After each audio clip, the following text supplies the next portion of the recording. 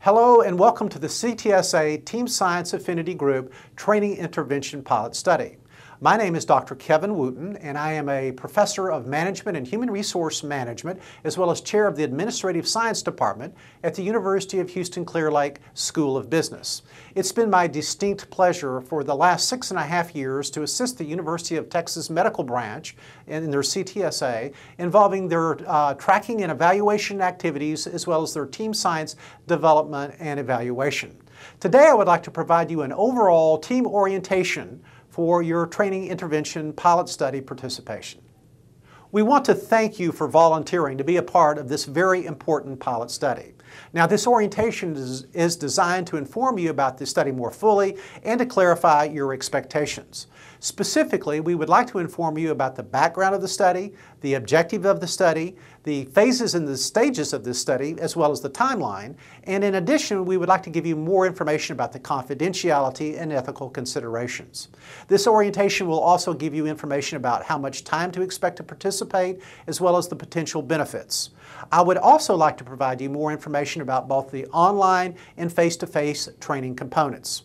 Additionally, and last, I'd like to provide you information about the next steps to anticipate, as well as the individuals to contact should you have any questions or concerns. Let me provide you a bit of background for the pilot study itself. I'm sure you are quite aware that many major biomedical science advances have often been the result of multi-investigator studies, and that this collaborative work has often had very high scientific impact and utility. Now, many of the CTSA-affiliated institutions have attempted to educate researchers in the use of team science. Unfortunately, there has been relatively little coordinated effort to provide an agreed-upon curriculum or uniform educational programs. There is now a profound need for translational science and scientists to develop team-related teamwork skills. This involves things such as conflict resolution, team processes, leadership, and the like. Most of these topics are not really addressed in typical graduate school curricula, nor available through continuing education for scientists. There is some research to indicate that only about half the CTSA-affiliated institutions actually offer some form of training in team science skills. So to address this need to examine team science education, 7 CTSA-affiliated institutions have come together as part of a CTSA Team Science Affinity Group to conduct and to coordinate the study. Now, these 7 CTSA-affiliated institutions are as follows. First, the University of Texas Medical Branch at Galveston, the Northwestern University, the University of New Mexico, the Medical University of South Carolina, Will Cornell Medical University, the University of North Carolina, Virginia, and Virginia Commonwealth University. We thank you for your help and assistance. What you're doing is of great importance and is of great significance. There are 2 overall objectives for this pilot study.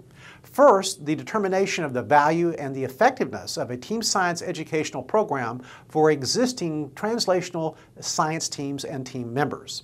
The second broad objective for the study is the determination of how team science training can in fact be improved in both content and the educational process for future team science training interventions. Let's now talk about the phases and the timeline for this pilot study. In general, I think we can say that there's about a 6-month window for everyone to complete the study. However, your particular participation should range roughly from between 10 to 12 weeks. You've already received information in terms of the study overview and the fast facts with respect to this study. You, I'm sure, have already completed the first phase of the study, which is the pre-assessment web-based survey. This involved asking about your background, some team dynamics information, your assessment of team-based attitudes, and of course, assessing a variety of your team members' performance.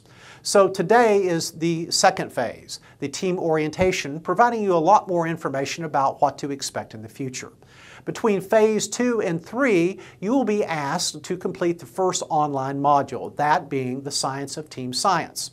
So after your completion of this first online module, you and your team will be assembled and you will have a facilitated experience focusing upon what you learned and its implications to how you collaborate as a team. At that point, you will be asked again to complete, between phase 3 and phase 4, another online training module. This will be called clinical science. So in this fourth phase, you will be asked to again reflect upon what you've learned thus far and to apply those learnings to how you're collaborating as well as the future of your collaboration, along with how your meeting management, your communication, and decision making can be improved. About 2 weeks after that particular meeting, you will be asked again to assess your team relative to team dynamics, to team attitudes, and of course, a variety of your team members' performance.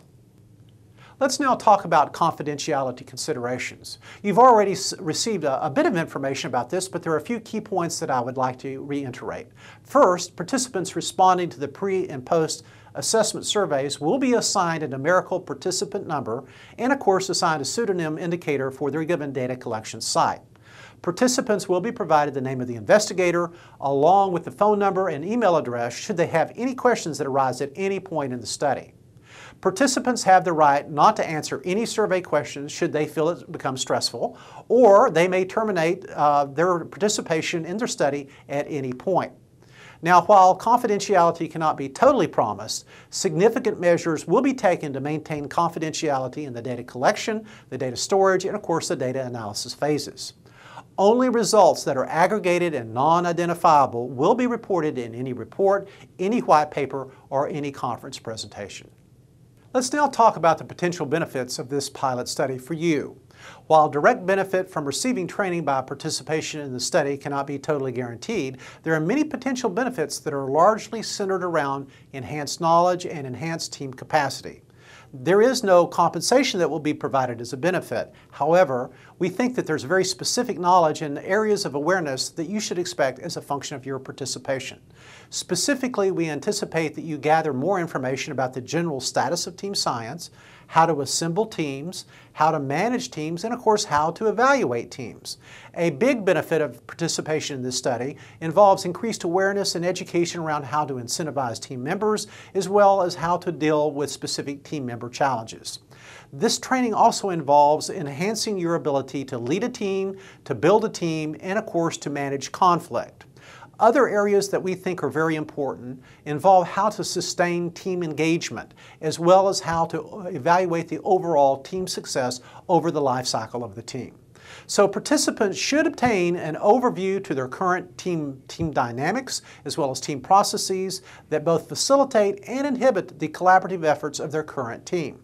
Participants will obtain needs assessment and a written team development team challenge document that will allow you then to create a written action plan to implement to address these team need challenges. I'm sure you're interested in exactly how much time this pilot study will be required of you. As you may have already experienced that the very first component of this, the REDCap pre-training web survey, should have taken no more between 40 minutes to 60 minutes, just kind of depending on your own pace. Now, there are other parts of this pilot study that we need to talk about, the specific parameters of time, so that you can plan your time accordingly. This PowerPoint presentation and orientation should take no more than 30 minutes. And of course, the participation in the online training modules, the first and the second, should range anywhere between 2 to 4 hours. The first online training module, the one that's called Team Science, should be roughly 2 to 2.5 to 3 hours of your time, whereas the second module, being the Clinical Science module, should roughly be 2 to 2.5 hours. Again, these are very rough estimates. Everyone goes at a very different pace and likes to learn at a little different speed. So do adjust your time accordingly. Now, there is also the participation in the face-to-face exercises. That very first face-to-face experiential exercise will involve a discussion of team collaboration and a discussion of collaboration practices that you've learned about and its application to your team. We anticipate this roughly being about 2 to 3 hours, no more than that, with the second face-to-face structured exercise involving a team diagnosis and action plan, roughly being 2, again, to 2.5 hours.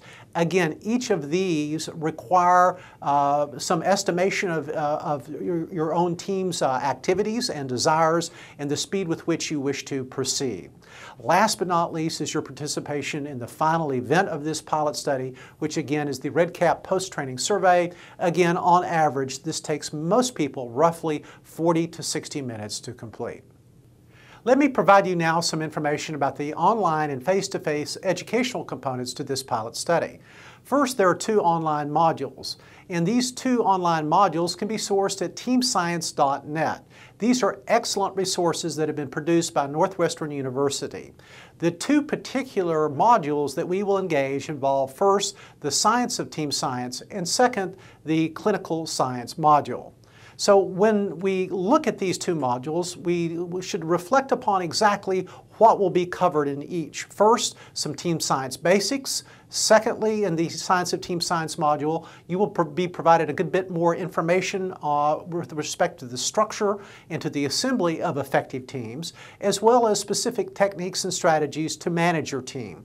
Also involved in this very first Team Science module involves the evaluation of your team over a period of time, as well as techniques and strategies to incentivize team members, as well as strategies to deal with the various challenges.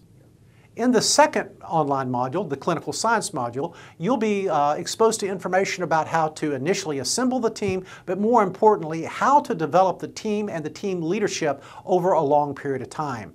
This module also will give you a lot of insight with respect to how to build the team, particularly with new teams as well as more established teams. The clinical science module will also give you a good bit of new insight relative to how to manage conflict. And last but not least, this clinical science module will provide you with lots of great information about how to sustain your team over a period of time and how to communicate the effectiveness of your team to all team members. Let's now look at the face-to-face sessions. There are 2 distinct phases here, as we have described before. The first, phase 3, involves bringing your team together to discuss the important concepts that have already been learned online and specifically apply them to your team's team dynamics. There will be a variety of individual and team assignments and the comparison between individual and team activities that will be engaged in, as well as asking you to observe and to self-assess your own team's health as a function of this experiential exercise. It is in the 4th phase that a very structured decision-making diagnostic exercise will be provided for you that will culminate in an action plan, an actual written action plan, to help you enhance your team meeting management, the team communication, decision-making, as well as to create a timeline for this developmental plan. So let's talk about next steps. The very next thing that should occur is you will be contacted by your on-site study coordinator.